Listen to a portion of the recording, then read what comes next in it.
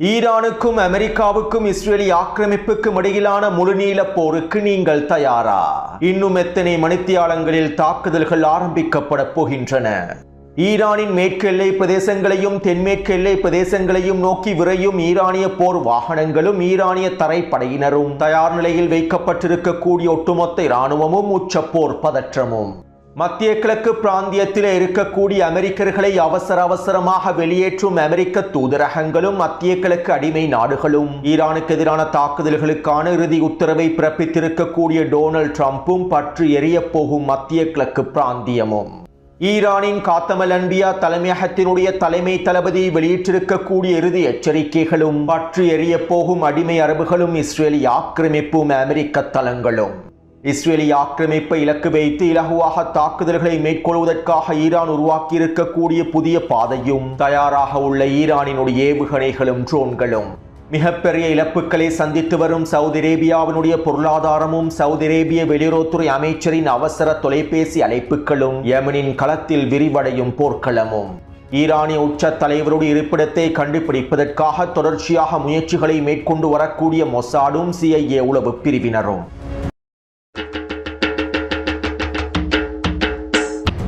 காசாவின் களத்திலே பலஸ்தீனிய போராளிகள் மேற்கொண்டிருக்கக்கூடிய தந்திரமான காய் நகர்த்தல்கள் தொடர்பாகவும் ஹமாஸினுடைய தலைமைகள் மேற்கொண்டிருக்கக்கூடிய தந்திரமான காய் நகர்த்தல்கள் தொடர்பாகவும் இதற்கு பின்னால் இருக்கக்கூடிய மிக முக்கியமான காரணங்கள் தொடர்பாகவும் குர்திஸ்தான் பிரதேசத்திலிருந்து அமெரிக்காவினுடைய ஒட்டுமொத்த இராணுவமும் தெரித்து ஓடி இருக்கக்கூடிய விடயங்கள் தொடர்பாகவும் இன்னும் யெமன் மற்றும் லெபனானினுடைய கள நிலவரங்கள் தொடர்பாகவும் பல முக்கியமான தகவல்களை இன்று மதியம் வெளியிட்ட காணொலியில் பதிவிட்டுள்ளேன். மேலும் இந்த காணொலியை பார்வையிடாதவர்கள் அவசரமாக கீழே இருக்கக்கூடிய லிங்கினை பயன்படுத்தி குறித்த காணொலியை பார்வையிடுங்கள். இந்த காணொலியை பார்வையிடுவதற்கு முன்பு மதியம் வெளியிட்ட காணொலியை பார்வையிட்டால் உங்களுக்கு செய்திகளுடைய தொடர்ச்சியை தெளிவாக புரிந்து கொள்ள முடியும். அத்தோடு செங்கடல் பிரதேசத்திலே யெமன் ஹவுதிகளுடைய முற்றுகையினால் சவுதி அரேபியாவினுடைய எண்ணெய் கப்பல்களும் சரக்கு கப்பல்களும் மிகப்பெரிய சிக்கல்களுக்குள் தள்ளப்பட்டுள்ளன. சவுதி அரேபியாவினுடைய மேற்கு துறைமுகமான யன்பு துறைமுகத்திலிருந்து செங்கடல் பிரதேசத்தினை கடப்பதற்கு முடிவதில்லை. இதனால் சுயஸ் கால்வாய் பிரதேசத்தின் வழியாக ஆப்பிரிக்காவை சுற்றியே கப்பல்கள் பயணிக்கின்றன. மேலும் அதிகளவான சவுதி அரேபியாவின் எண்ணெய் கப்பல்களினால் சுயஸ் கால்வாய் பிரதேசத்தினூடாக பயணிக்க முடியாது. இதனால் எகிப்தினுடைய துறைமுகத்திலிருந்து சுமுத் எண்ணெய் குழாய்கள் வழியாக மத்திய தரை கடலை நோக்கி எண்ணெய்களை நகர்த்தி பின்பு அங்கிருந்து மத்திய தரை கடல் பிரதேசத்தினூடாக கப்பல்கள் மூலமாக ஆப்பிரிக்காவை சுற்றி சவுதி அரேபியா எண்ணெய் கப்பல்களை நகர்த்துகின்றது. இதனால் சாதாரணமாக ஒரு கப்பல் செல்ல வேண்டிய காலத்தை விட கிட்டத்தட்ட 25 நாட்கள் அதிகமாக எடுக்கின்றன. அதே போன்று தெற்காசியாவிலிருந்தும் கிழக்காசியாவிலிருந்தும் சவுதி அரேபியாவின் துறைமுகங்களை நோக்கி நகரக்கூடிய சரக்கு கப்பல்களும் எண்ணெய் கப்பல்களும் செங்கடல் பிரதேசத்தினூடாக நுழைந்து சவுதி அரேபியாவினுடைய துறைமுகங்களை நோக்கி நகர முடியாத நிலைமை ஏற்பட்டுள்ளது. இதன் விளைவாக இந்த எண்ணெய் கப்பல்களும் தற்போது ஆப்பிரிக்காவை சுற்றியே பயணிக்கின்றன. இதற்கமைவாக இன்று காலையில் மாத்திரம் இந்திய பெருங்கடல் பிரதேசத்திலிருந்து செங்கடல் பிரதேசத்தினூடாக நுழைய முடியாமல் சவுதி அரேபியாவுக்கு சொந்தமான 6 எண்ணெய் கப்பல்களும் சரக்கு கப்பல்களும் ஆப்பிரிக்காவை சுற்றி மத்திய தரைக்கடலை நோக்கி நகர்ந்திருப்பதாக தெரிவிக்கப்படுகின்றது. ஹெர்முஸ் ஜலசந்தி பிரதேசத்தின் வழியாக குறித்த சரக்கு கப்பல்களையும் எண்ணெய் கப்பல்களையும் சவுதி அரேபியாவின் கிழக்கு துறைமுகங்களை நோக்கியும் நகர்த்த முடியாது. இதனால் சாதாரணமாக சவுதி அரேபியாவின் துறைமுகங்களை நோக்கி நகரக்கூடிய கப்பல்களும் எண்ணெய் கப்பல்களும் ஆப்பிரிக்காவை சுற்றியே மத்திய தரைக்கடல் பிரதேசத்தின் வழியாக சவுதி அரேபியாவை நோக்கி நகர வேண்டும். இதனால் அதிகளவான தெற்காசிய கிழக்காசிய நாடுகள் சவுதி அரேபியாவுக்கான கப்பல் போக்குவரத்தையே தற்போது நிறுத்திவிட்டதாக தெரிவிக்கப்படுகின்றது. அது மட்டுமல்லாமல் லண்டனை தளமாக கொண்டு இயங்கக்கூடிய சர்வதேச காப்பீட்டு நிறுவனங்கள் சவுதி அரேபியாவின் துறைமுகங்களோடு சம்பந்தப்பட்டிருக்கக்கூடிய எண்ணெய் கப்பல்களுக்கும் சரக்கு கப்பல்களுக்கும் எந்தவிதமான காப்பீடுகளையும் வழங்கப் போவதில்லை என அறிவித்துள்ளது. கடந்த வாரம் ஒரு சில காப்பீட்டு நிறுவனங்கள் இவற்றை வெளியிட்டிருந்தன. தற்போது ஒட்டுமொத்த காப்பீட்டு நிறுவனங்களும் சவுதி அரேபியாவின் துறைமுகங்களை நோக்கி செல்லக்கூடிய கப்பல்களுக்கு எந்தவிதமான காப்பீடுகளையும் வழங்கப் போவதில்லை என அறிவித்துள்ளார்கள். இதன் விளைவாக யெமன் ஹவுதிகளுடைய முற்றுகையை தாண்டி பயணிப்பதற்கு கப்பல் நிறுவனங்கள் தயாராக இல்லை. அத்தோடு இது ஒரு புறம் இருக்க சவுதி அரேபியாவின் கிழக்கு பிரதேசத்தில் இருக்கக்கூடிய மிக முக்கியமான எண்ணெய் சுத்திகரிப்பு நிலையமான அல்கைக் எண்ணெய் சுத்திகரிப்பு நிலையம் முழுமையாக இழுத்து மூடப்பட்டுள்ளது. சவுதி அரேபியாவின் கிழக்கு பகுதியில் இருக்கக்கூடிய இந்த அல்கைக் எண்ணெய் சுத்திகரிப்பு நிலையத்தின் வழியாகவே குழாய்கள் வழியாக சவுதி அரேபியாவின் மேற்கு யன்பு துறைமுகத்தை நோக்கி எண்ணெய் நகர்த்தப்பட்டது. ஈராக் எதிர்ப்பு குழுக்களுடைய தாக்குதல்களை தொடர்ந்து அல்கைக் எண்ணெய் தளத்திலே மிகப்பெரிய சேதங்கள் ஏற்படுத்தப்பட்டுள்ளன. இவற்றை உறுதிப்படுத்தக்கூடிய செயற்கைக்கோள் புகைப்படம் புகைப்படங்களை டெலிகிராம் சேனலில் பதிவிட்டுள்ளேன். மேலும் இங்கிருக்கக்கூடிய மிக முக்கியமான விடயம் என்னவென்றால், தாக்குதலுக்குள்ளான சவுதி அரேபியாவின் கிழக்கு பகுதியில் இருக்கக்கூடிய அல்கைக் எண்ணெய் சுத்திகரிப்பு நிலையத்தை மீண்டும் முழுமையாக புனர்நிர்மாணம் செய்வதற்கு, மீண்டும் எண்ணெய் சுத்திகரிப்பை ஆரம்பிப்பதற்கு தேவையான நிலைமைகளுக்கு குறித்த எண்ணெய் சுத்திகரிப்பு தளத்தை கொண்டு வருவதற்கு குறைந்தது 1 வருடம் தொடக்கம் 2 வருடம் வரையில் தேவைப்படும் என்றும் தற்போது சவுதி அரேபியாவினுடைய இராணுவ ஆய்வாளர்கள் தெரிவித்துள்ளார்கள். அதாவது சவுதி அரேபியாவின் அல்கைக் எண்ணெய் சுத்திகரிப்பு நிலையம் மீண்டும் பழைய நிலைமையை அடைவதற்கு குறைந்தது 1 தொடக்கம் 2 வருடங்களாவது செல்லும் என மதிப்பிடப்பட்டுள்ளது. மேலும் இதனால் சவுதி அரேபியாவின் பொருளாதாரத்தில் மிகப்பெரிய தாக்கம் ஏற்படுத்தப்பட்டுவிடும் என்றும் சவுதி அரேபிய பொருளாதார நிபுணர்கள் எச்சரிக்கைகளை வெளியிட்டுள்ளார்கள்.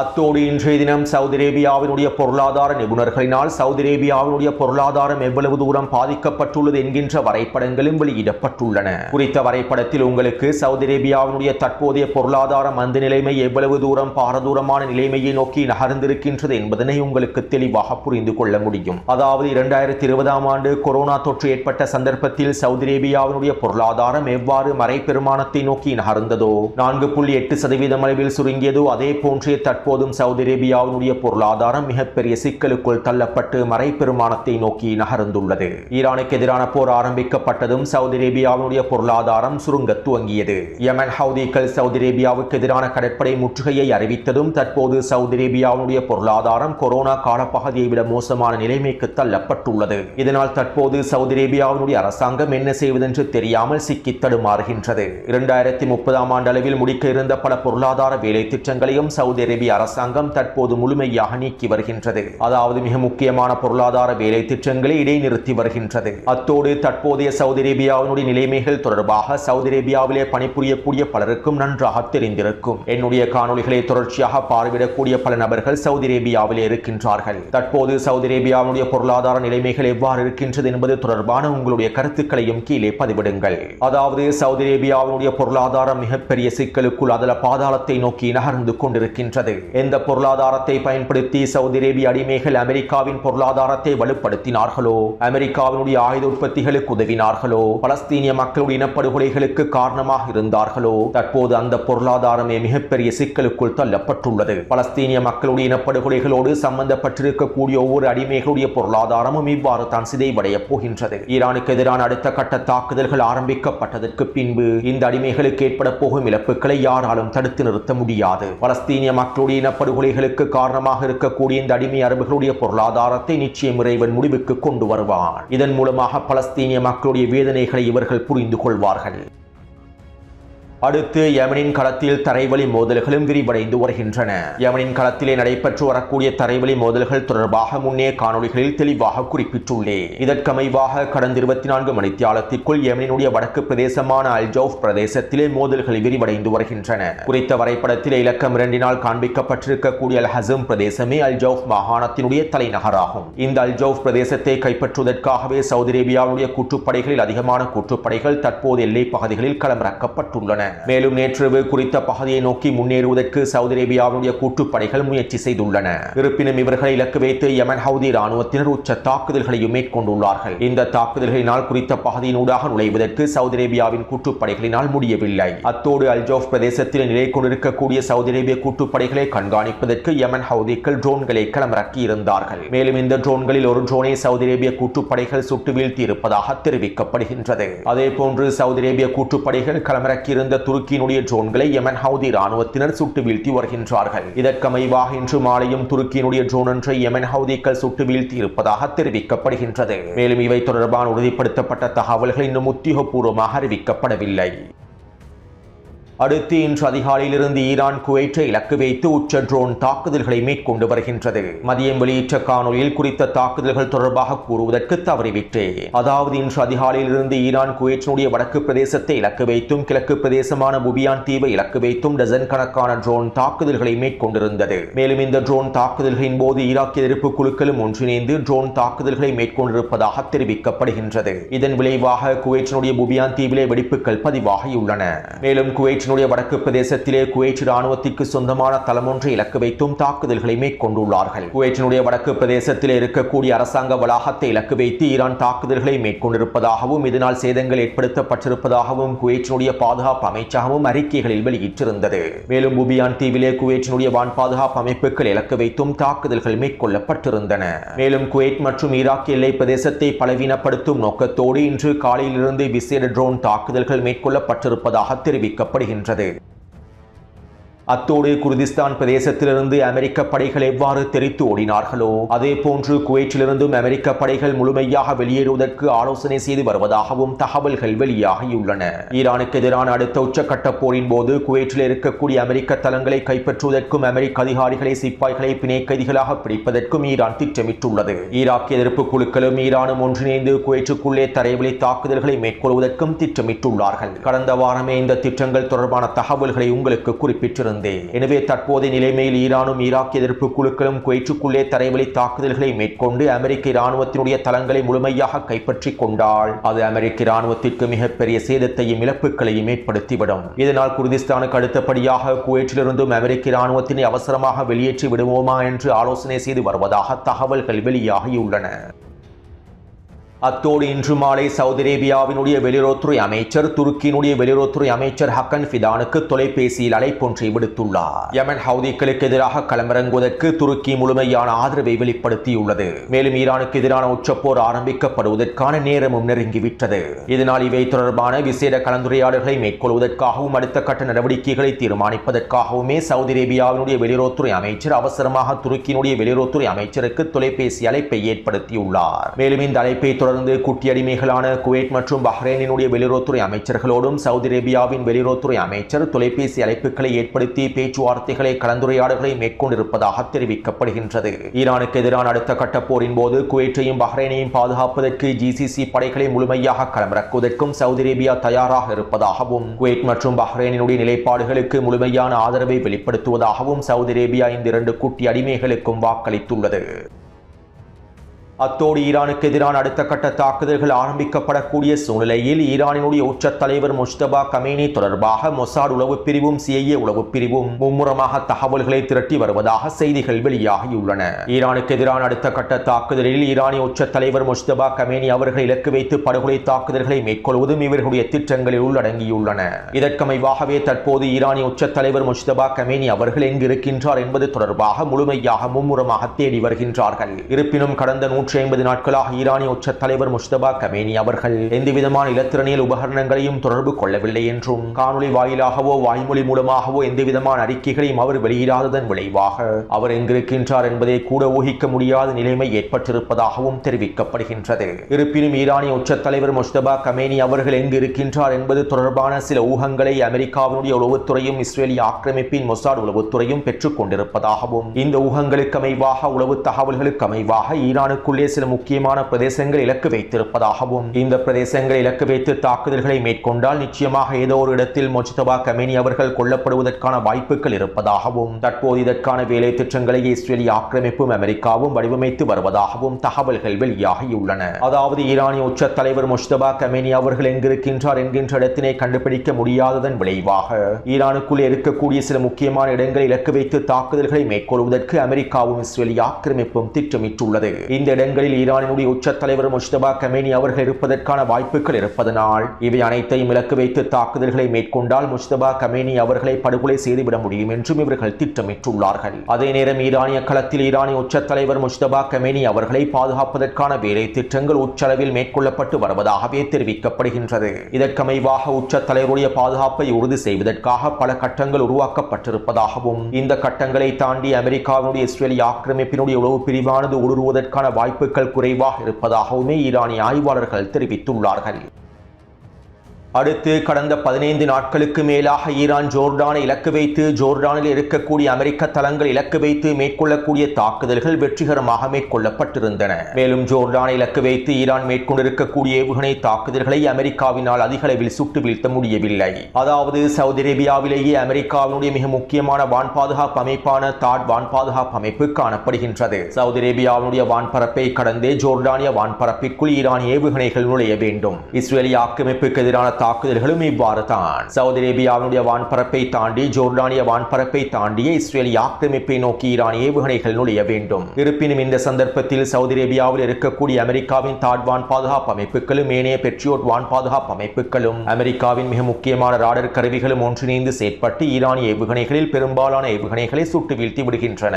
இப்படியான நிலைமையிலேயே கடந்த 15 நாட்களுக்கு மேலாக ஈரான் மேற்கொண்டிருக்கக்கூடிய தாக்குதல்களில் ஈரானினுடைய புதிய கண்டுபிடிப்பு ஒன்றும் வெளிப்பட்டிருந்தது. அதாவது ஈரானிய வான்படையினர் சவுதி அரேபியாவினுடைய வான்பரப்பை பயன்படுத்தி ஜோர்டானில் இருக்கக்கூடிய தளங்களை இலக்கு வைத்து தாக்குதல்களை மேற்கொள்ளவில்லை. ஈரானினுடைய தென்மேற்கு பகுதியில் இருக்கக்கூடிய ஏவுகணை தளங்களை பயன்படுத்தியும் தாக்குதல்களை மேற்கொள்ளவில்லை. மாற்றமாக ஈரானினுடைய வடமேற்கு பிரதேசத்தில் இருக்கக்கூடிய ஏவுகணை தளங்களை பயன்படுத்தி ஈராக் மற்றும் சிரியாவினுடைய வடகிழக்கு பிரதேசமான டேரசோர் பிரதேசத்தின் வழியாகவே ஏவுகணை தாக்குதல்களை மேற்கொண்டிருந்தார்கள். அதாவது குறித்த வரைபடத்திலே சிவப்பு நிற கோட்டினால் காண்பிக்கப்பட்டிருக்கக்கூடிய பகுதியினூடாகவே ஏவுகணை தாக்குதல்களை மேற்கொண்டிருந்தார்கள். ஜோர்டானிய தளங்களை நோக்கி குறித்த பாதையினூடாகவே ஏவுகணைகள் பயணித்திருந்தன. செயற்கைக்கோள் புகைப்படங்களுக்கு அமைவாக பெற்றுக்கொள்ளக்கூடிய தகவல்களை பயன்படுத்தி இந்த தகவல்கள் தற்போது கண்டுபிடிக்கப்பட்டுள்ளன. அதாவது சவுதி அரேபியாவினுடைய வான்பரப்பை பயன்படுத்தாமல் ஈராக்கினுடைய வான்பரப்பையும் சிரியாவினுடைய வடகிழக்கு பிரதேசமான டேரசோர் பிரதேசத்தினுடைய வான்பரப்பையும் பயன்படுத்தி ஜோர்டானிய தளங்களை நோக்கி எந்தவிதமான தடையும் இல்லாமல் ஏவுகணை தாக்குதல்களை மேற்கொண்டிருந்தார்கள். சுருக்கமாக குறிப்பிடுவதாக இருந்தால் இந்த பாதையினூடாக ஏவுகணைகளை ஏவும் போது சவுதி அரேபியாவில் இருக்கக்கூடிய வான் பாதுகாப்பு அமைப்புகளினால் குறித்த ஏவுகணைகளை சுட்டு வீழ்த்த முடிவதில்லை. மேலும் அமெரிக்காவின் ராடர் கருவிகளில் சிக்காமலேயே குறித்த பாதையையும் ஈரானிய தரப்பினர் உருவாக்கியுள்ளார்கள். அத்தோடு தற்போதைய நிலைமையில் ஈரானுக்கு கிடைத்திருக்கக்கூடிய இன்னும் மிக முக்கியமான வாய்ப்பு என்னவென்றால் ஈராக்கினுடைய வடக்கு பிரதேசமான குர்திஸ்தான் பிரதேசத்தில் இருக்கக்கூடிய அமெரிக்க தளங்களில் இருந்து அமெரிக்கர்கள் முழுமையாக வெளியேறியிருப்பது. இன்றைய தினம் கிட்டத்தட்ட 5க்கும் அதிகமான C-17 சரக்கு விமானங்கள் மூலமாக ஏபில் மற்றும் குர்திஸ்தானினுடைய சுலைமானியா பிரதேசத்தில் இருக்கக்கூடிய அமெரிக்க தளங்களில் இருந்து அமெரிக்க ஆயுதங்களும் இராணுவ தளவாடங்களும் வான் பாதுகாப்பு அமைப்புகளும் நகர்த்தப்பட்டுள்ளன. குர்திஸ்தான் பகுதியில் இருக்கக்கூடிய வான் பாதுகாப்பு அமைப்புகளை அமெரிக்கா முழுமையாக வெளியேற்றிவிட்டது. இதனால் தற்போது ஈராக்கினுடைய குர்திஸ்தான் பிரதேசத்தின் வான்பரப்பையும் பயன்படுத்தி சிரியாவினுடைய டேரசோர் பிரதேசத்தின் வான்பரப்பையும் பயன்படுத்தி ஜோர்டானை இலக்கு வைத்தும் இஸ்ரேலிய ஆக்கிரமிப்பை இலக்கு வைத்தும் ஈரானினால் இலகுவாக தாக்குதல்களை மேற்கொள்ள முடியும். குறித்த வரைபடத்தில் இருக்கக்கூடிய பாதையை பயன்படுத்தி ஜோர்டானை இலக்கு வைத்தும் இஸ்ரேலிய ஆக்கிரமிப்பை இலக்கு வைத்தும் உச்ச தாக்குதல்களை மேற்கொள்ள முடியும். மேலும் இந்த பாதையை பயன்படுத்துவதனால் சவுதி அரேபியாவின் வான்பரப்பில் இருக்கக்கூடிய அமெரிக்க படைகளினாலும் அமெரிக்க வான் பாதுகாப்பு அமைப்புகளினாலும் ஈரானிய ஏவுகணைகளையும் ட்ரோன்களையும் பெருமளவில் சுட்டு வீழ்த்தவே முடியாது. கடந்த 40 நாள் போரின் போதும் 12 நாள் போரின் போதும் இந்த பாதையை ஈரானியர்கள் பயன்படுத்தி இருக்கவில்லை. இருப்பினும் கடந்த 2 வாரமாக மேற்கொள்ளப்படக்கூடிய தாக்குதல்களின் போது ஈரான் இந்த பாதையை பயன்படுத்தி இருந்தது. அத்தோடு இந்த பாதையில் தடங்கல்களை ஏற்படுத்த வேண்டுமாக இருந்தால் சிரியாவின் களத்தில் அதிகளவான ராடர் கருவிகளை அமெரிக்கா களமிறக்க வேண்டும். சிரியாவின் வடகிழக்கு பிரதேசத்திலிருந்தும் அமெரிக்க இராணுவம் வெளியேறி இருப்பதனால் சிரியா ஜோர்டான் எல்லை பிரதேசத்தில் இருக்கக்கூடிய அல்டனாஃப் தளத்திலிருந்தும் அமெரிக்காவின் வான் பாதுகாப்பு அமைப்புகள் வெளியேற்றப்பட்டிருப்பதனால் டமஸ்கஸ் பகுதியிலே அமைக்கக்கூடிய அமெரிக்க இராணுவ கட்டளை தளத்தில் இன்னும் வான் பாதுகாப்பு அமைப்புகள் களமிறக்கப்படாததனால் குறித்த பாதையை பயன்படுத்தி இஸ்ரேலிய ஆக்கிரமிப்பையும் ஜோர்டானையும் இலக்கு வைத்து ஈரானுக்கு சிறந்த முறையில் தாக்குதல்களை மேற்கொள்ள முடியும். எனவே அடுத்த கட்ட போரில் ஈரானுடைய ஏவுகணை தாக்குதல்களும் ட்ரோன் தாக்குதல்களும் சாகசங்களை நிகழ்த்தப் போகின்றன. அடுத்து ஈரானுக்கு எதிரான உச்ச தாக்குதல்களை ஆரம்பிப்பதற்கான உத்தரவுகளை டொனால்ட் ட்ரம்ப் பிறப்பித்திருந்தார். மதியம் வெளியிட்ட காணொலியிலும் இவை தொடர்பாக குறிப்பிட்டிருந்தேன். இருப்பினும் இறுதி உத்தரவுகளை டொனால்ட் ட்ரம்ப் பிறப்பித்திருக்கவில்லை. இப்படியான நிலைமையிலேயே இன்று மாலை டொனால்ட் ட்ரம்ப் தன்னுடைய கோல்ட் கிளப்பில் இருக்கக்கூடிய சந்தர்ப்பத்தில் இந்த இறுதி தாக்குதல்களுக்கான உத்தரவுகளை பிறப்பித்துள்ளார். அதாவது டொனால்ட் ட்ரம்பின் கோல்ஃப் கிளப் ஆனது அவருக்கு மிகவும் ராசியான கிளப்பாகவே இருக்கின்றதாம். இதனால் தான் ஈரானுக்கு எதிரான குறித்த தாக்குதல்களுக்கான இறுதி உத்தரவுகளை தன்னுடைய கோல்ஃப் கிளப்பில் இருந்து பிறப்பித்திருப்பார் சில ஊடகங்கள் தெரிவித்திருந்தன. இன்னும் ஒரு விதத்தில் குறிப்பிடுவதாக இருந்தால் டொனால்ட் ட்ரம்ப் நல்ல நேரம் பார்த்து தன்னுடைய அழிவுக்கான உத்தரவை பிறப்பித்துள்ளார். இந்த உத்தரவுகளை தொடர்ந்து மத்திய கிழக்கு பிராந்தியத்தில் இருக்கக்கூடிய அமெரிக்க தூதரகங்கள் அவசர எச்சரிக்கைகளை பிறப்பித்திருந்தன. Saudi Arabia, Jordan, Bahrain, Kuwait, ஐக்கிய அரபு அமீரகம் என அனைத்து அமெரிக்க தூதரகங்களும் அவசர எச்சரிக்கைகளை பிறப்பித்திருந்தன. மத்திய கிழக்கு பிராந்தியத்திலே எந்நேரத்திலும் பதற்றமானது உச்சநிலையை அடைந்துவிட முடியும். இதனால் அமெரிக்கர்கள் அனைவரும் அவசரமாக வெளியேறிவிடுங்கள். மத்திய கிழக்கு பிராந்தியத்தை விட்டு அவசரமாக வெளியேறிவிடுங்கள். மத்திய கிழக்கு பிராந்தியத்தில் இருக்கக்கூடிய அமெரிக்காவின் நலன்களை இலக்கு வைத்து ஈரான் தொடர்ச்சியான தாக்குதல்களை மேற்கொள்ள முடியும். இந்த தாக்குதல்கள் இருந்து உங்களை பாதுகாத்துக் கொள்வதற்காக வேறு இடங்களுக்கு நகர்ந்து விடுங்கள். மேலும் நாங்கள் ஏற்கனவே வழங்கியிருக்கக்கூடிய பாதுகாப்பு வழிகாட்டுதல்களுக்கு அமைவாக செயற்படுங்கள் என அமெரிக்க தூதரகங்கள் அனைத்தும் இறுதி எச்சரிக்கைகளையும் அவசர எச்சரிக்கைகளையும் வெளியிட்டுள்ளன. அத்தோடு இந்த அவசர எச்சரிக்கைகள் வெளியிடப்பட்டதற்கு பின்பு டொனால்ட் ட்ரம்பினுடைய அறிவிப்புகள் வெளியிடப்பட்டதற்கு பின்பு இறுதி உத்தரவுகள் வழங்கப்பட்டதற்கு பின்பு ஈரானினுடைய காத்தம் அன்பியா தலைமையகத்தின் தலைமை அதிகாரி மேஜர் ஜெனரல் அப்துல்லாஹி அவர்கள் இவ்வாறு தெரிவித்தார். அமெரிக்கா முழு அளவிலான பிராந்திய போரை நோக்கி நகர்ந்து கொண்டிருக்கின்றது. இதனால் அமெரிக்காவுக்கு எதிராகவும் அமெரிக்காவோடு இராணுவ ரீதியாக ஒன்றிணைந்து செயற்படக்கூடிய நாடுகளுக்கு எதிராகவும் ஆக்கிரமிப்புக்கு எதிராகவும் நாங்கள் இறுதி எச்சரிக்கைகளை வெளியிடுகின்றோம். அமெரிக்காவினுடைய பாதுகாப்பு கேடயமாக இருக்கக்கூடிய எந்த ஒரு நாடும் எங்களுடைய போர்த்தியிலிருந்து தப்பிக்கவே முடியாது. அமெரிக்கா எங்களுடைய உள்கட்டமைப்புகளை இலக்க வைத்து தாக்குதல்களை மேற்கொண்டால் இந்த பிராந்தியத்தில் இருக்கக்கூடிய அனைத்து உள்கட்டமைப்புகளும் சாம்பலாகிவிடும். மேலும் இந்த மத்திய கிழக்கு போரை யாராலும் தடுத்து நிறுத்த முடியாத நிலைமை ஏற்பட்டுவிடும். தற்போது அமெரிக்காவினுடைய நகர்வு மோசமடைந்து விட்டது. இதனால் பிராந்தியத்தில் ஏற்படக்கூடிய அனைத்து பேரிழப்புகளுக்கும் அமெரிக்காவை பொறுப்பு கூற வேண்டும் என அவர் குறிப்பிட்டுள்ளார். அத்தோடு இங்கிருக்கக்கூடிய இன்னும் ஒரு மிக முக்கியமான விடயம் என்னவென்றால் ஈரானுக்கு எதிரான அடுத்த கட்ட தாக்குதல்களில் இஸ்ரேலிய ஆக்கிரமிப்பும் களமிறங்கப் போகின்றது. இஸ்ரேலிய ஆக்கிரமிப்புடன் ஒன்றிணைந்து அமெரிக்கா தாக்குதல்களை மேற்கொள்ளப் போகின்றது. இதனால் இந்த தடவை இஸ்ரேலிய ஆக்கிரமிப்புக்கு எதிரான தாக்குதல்களையும் ஈரான் வேகமாக மேற்கொள்ளும். இஸ்ரேலிய ஆக்கிரமிப்பின் உட்கட்டமைப்புகளை இலக்கு வைத்தும் ஈரான் பதிலடி தாக்குதல்களை மேற்கொள்ளும். இந்த சந்தர்ப்பத்திலே ஹிஸ்புல்லா இராணுவத்தினரும் இஸ்ரேலிய ஆக்கிரமிப்பின் வடக்கு பிரதேசத்தில் முழுமையாக களமிறங்குவார்கள். இஸ்ரேலிய ஆக்கிரமிப்பின் வடக்கு பிரதேசத்தை இலக்கு வைத்து தாக்குதல்களை ஆரம்பிப்பார்கள். அதே போன்று ஈராக்கிய எதிர்ப்பு குழுக்களும் முழுமையாக களமிறங்குவார்கள். சவுதி அரேபியாவை தனியாக கவனிப்பதற்கு யமன் ஹவுதி இராணுவத்தினர் களமிறங்குவார்கள். ஈரானோடு ஒட்டுமொத்த எதிர்ப்பற்றுக்களும் இந்த தடவை முழுமையாக களமிறங்கும். ஒவ்வொரு அடிமைகளையும் அடிமை தலைமைகளையும் தனித்தனியாக கவனிப்பதற்கு ஒட்டுமொத்த எதிர்ப்பற்றுக்களும் முழுமையாக களமிறங்கும். அமெரிக்காவையும் இஸ்ரேலிய ஆக்கிரமிப்பையும் கவனிப்பதற்கும் எதிர்ப்பற்றுக்களும் ஈரானும் முழுமையாக களமிறங்கும். அத்தோடு அமெரிக்கா ஈரானுக்குள்ளே தரைவழி தாக்குதல்களையும் இந்த தடவை ஆரம்பிக்கலாம். இதற்கான உளவு தகவல்களும் ஈரானுக்கு கிடைக்கப் பெற்றுள்ளன. மேலும் இதற்கமைவாக ஈரானின் தென்மேற்கு பிரதேசத்தை நோக்கி அதிகளவான போர் வாகனங்கள் நகர்த்தப்பட்டு வருவதாகவும் தகவல்கள் வெளியாகியுள்ளன. குறிப்பாக ஈரானினுடைய வடமேற்கு பிரதேச எல்லைகளிலும் ஈரானினுடைய தென்மேற்கு பிரதேச எல்லைகளிலும் பாரசீக வளைகுடா எல்லை பிரதேசங்களிலும் அதிகளவான இராணுவத்தினர் களமிறக்கப்பட்டுள்ளார்கள். ஈரானிய தரைப்படையினர் முழுமையாக களமிறக்கப்பட்டுள்ளார்கள். ஈரானிய போர் வாகனங்களும் போர்க்கருவிகளும் உச்சளவில் தயார் நிலையில் வைக்கப்பட்டிருப்பதாக அறிவிக்கப்பட்டுள்ளது. அமெரிக்கா ஒரு தரைவழி தாக்குதல்களை ஆரம்பித்தால் அதற்கான உச்ச பதிலடிகளை வழங்குவதற்கும் ஈரானிய தரைப்படையினர் தயாராகவே இருக்கின்றார்கள். காக் தீவில் இருக்கக்கூடிய ஊழியர்கள் வெளியேற்றப்பட்டு விட்டதாக தகவல்கள் வெளியாகியுள்ளன. கெஷம் தீவிலும் ஏனைய தீவுகளிலும் இருக்கக்கூடிய எண்ணெய் சுத்திகரிப்பு நிலையங்களில் இருக்கக்கூடிய ஊழியர்கள் வெளியேற்றப்பட்டு விட்டதாக தெரிவிக்கப்படுகின்றது. மேலும் தரைப்படையினரும் ஒட்டுமொத்த இராணுவமும் முழுமையாக களமிறக்கப்பட்டுள்ளன. பாரசீக வளைகுடா பிரதேசத்திலே அமெரிக்காவுக்கான கல்லறைகள் முழுமையாக தயார் நிலையில் வைக்கப்பட்டுள்ளன. எனவே இன்னும் ஒரு சில மணித்தியாலங்களுக்குள் உச்சப்போர் ஆரம்பிக்கப்படலாம். இதற்கான நிலைமைகளே தற்போது ஏற்பட்டுள்ளன. அத்தோடு இந்த காணொலி தொடர்பான கருத்துக்களை பதிவிடுங்கள். மேலும் அவசரமாக நடைபெறக்கூடிய சம்பவங்களை நான் டெலிகிராம் சேனலில் உடனுக்குடன் பதிவிடுவேன். இதனால் டெலிகிராம் சேனலில் இணைந்து கொள்ளாதவர்களும் கீழே இருக்கக்கூடிய லிங்கினை பயன்படுத்தி அவசரமாக இணைந்து கொள்ளுங்கள். போர்க்களத்தினுடைய அதிகளவான காணொலிகளை நான் டெலிகிராம் சேனலில் பகிர்ந்து கொள்வேன். எனவே தொடர்ந்து என்னுடன் இணைந்திருங்கள். நன்றி, வணக்கம். நன்றி உறவுகளே. இது போன்ற வீடியோகளை பார்வையிட சுந்தூஸ் முகமது இம்தியாஸ் என்ற யூடியூப் சேனலை சப்ஸ்கிரைப் செய்யும்.